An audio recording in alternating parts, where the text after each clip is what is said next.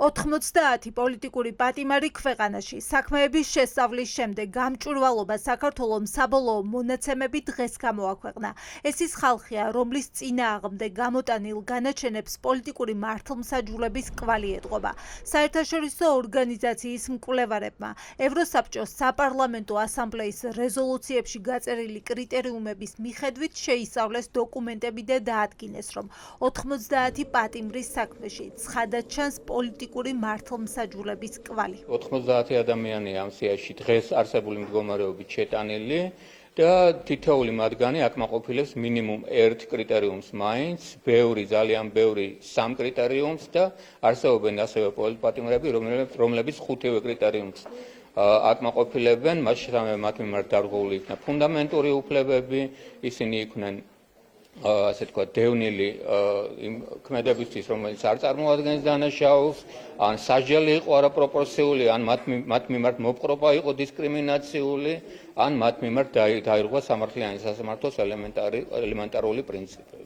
ევროსაბჭოს საპარლამენტო ასამბლეამ რეზოლუციით განსაზღვრა 5 კრიტერიუმი. თუ ერთი მაინც იქნება დარღვეული, მოქალაქის დაკავების და მისთვის განაჩენის გამოტანის დროს ის პოლიტიკური ნიშნით დაკავებულად ითვლება. ქართულ სიაში არიან ისეთი პატიმრებიც 5-დან 5-ვე პრინციპი რომ არის დარღვეული.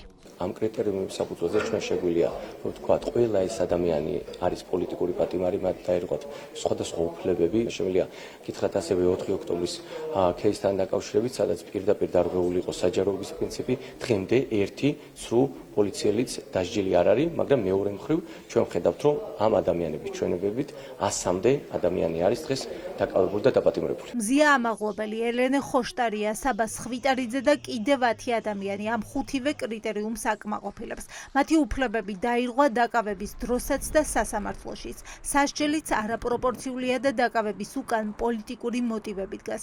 ადვოკატები არ გამორიცხავენ, რომ საერთაშორისო გამჭვირვალობის სია და დასკვნა ევროსასამართლოში გასაგზავნ საქმეებს თან დაერთოს. რაც მიუხედავად იმისა, რომ ყველასთვის ძალიან ცხადი და ნათელი იყო პოლიტიკური საქმეების შინაარსი და ის, რომ ეს საქმეები არ ეყრდნობა რეალურად რაიმე ობიექტურ გამოძიებას, მნიშვნელოვანია, რომ ჩვენ უკვე გვაქვს ექსპერტული მოსაზრება იმასთან დაკავშირებით, თუ როგორ კვალიფიცირდება და კონკრეტული არგუმენტაცია იმასთან დაკავშირებით, თუ ევროკავშირისა და ევროსაბჭოს სტანდარტების თანახმად როგორ არის ეს საქმეები წარმართული და რატომ არის ისინი სწორედ პოლიტიკურად მოტივირებული. პოლიტიკური პატიმრის სტატუსი აქვს პაატა ბურჭულაძესაც. დაირღვა გამოხატვის თავისუფლება, არაპროპორციულია სასჯელი და უსამართლო წარმართული გამოძიების გამო დააკავეს.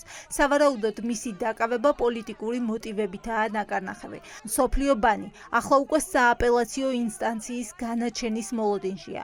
ბურჭულაძე ამტკიცებს, რომ 4 ოქტომბრის აქციის ორგანიზატორი იყო, შესაბამისად სრული პასუხისმგებლობა მასზე. ამიტომ სთხოვს სხვა დაკავებულ ორგანიზატორებს საპროცესო შეთანხმებით დატოვონ ციხეები. პაატა ყველას მოუწოდებს, რომ გააფორმონ საპროცესო შეთანხმება და ის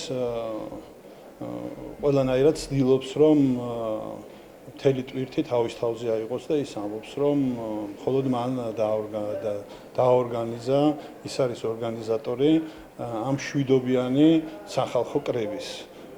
მე პერსონალურად ვფიქრობ, რომ ყველა უნდა გააფორმოს საპროცესო შეთანხმება გარდა ლიდერებისა. ოცნებაში პოლიტპატიმრების არსებობას ისევ არ აღიარებენ. ევროსაბჭოს რეზოლუციას და კრიტერიუმებს ივანიშვილის გუნდისთვის ფასი ისევ არ აქვს. პირიქით იერიშზე გადადიან. აკრიტიკებენ ევროსაბჭოსაც და საერთაშორისო გამჭვირვალობას საქართველოს.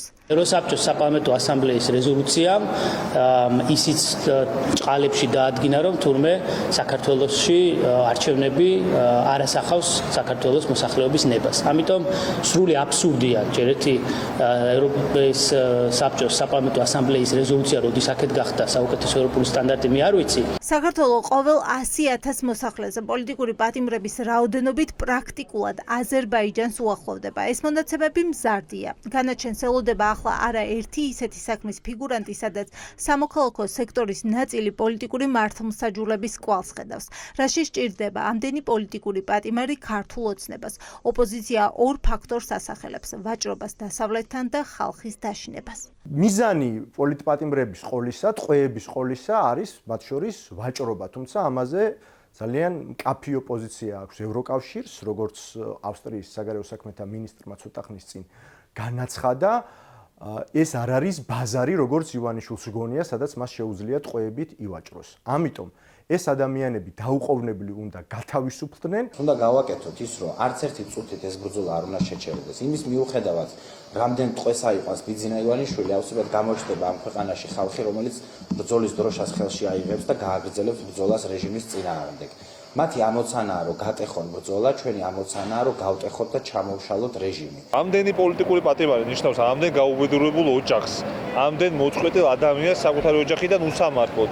შესაბამისად, იმისთვის, რომ ეს ყველაფერი დასრულდეს ქვეყანაში, ეს რეჟიმი უნდა მოიშთოს. ამის ფონზე პროკურატურამ 4 ოქტომბრის საქმეზე დაკავებული პოლიტიკოსების მიმართ საპროცესო შეთანხმებაზე დაიწყო საუბარი. ბრალმდებლები არ გამორიცხავენ, რომ საპროცესო გაუფორმონ მათ შორის დაკავებულ პოლიტიკოსებსაც, თუმცა რა წინაპირობები იქნება, ჯერ უცნობია. ეს ყველა ადამიანის გარსაცვეთია, თუმცა ჩემი დამოკიდებულება ასეთი არის, რა თქმა უნდა, რატომ უნდა ისრენ ადამიანები ციხეში, ის რომ დღევანდელი ქართული ცნობის პირობებში ადამიანები რაღაც მოლაპარაკებებს წავიდნენ, მე არ გონია და არ ჩავთვლი, რომ ეს არის რაღაც ლეგიტიმაცია აღიარებოდი. არ ვიცი რა სთავაზობს პროკურატურა და ალბათ თითეული ამ ადამიანისთვის იქნება გადასაწყვეტი და ხო, საბოლოოდ მე მგონია, რომ უკეთესი იქნება თუ ეს ადამიანები დღეს და ამ წუთას გარეთ იქნებიან, არა იმიტომ რომ რაღაც განსაკუთრებული სიმპათიები მაკავშირებს, უბრალოდ ნებისმიერ პოლიტიკოსი ფიქრობ, რომ ჯობს იყოს გარეთ, ვიდრე დაკავებული რაღაც პოლიტიკური ბრალდებით. პოლიტპატიმართა სია კვლავ განახლდება. შესაძლოა მას ალეკო ელისაშვილის სახელი და გვარი დაემატოს, რომელსაც სასამართლომ 13 წლით თავისუფლების აღკვეთა მიუსაჯა.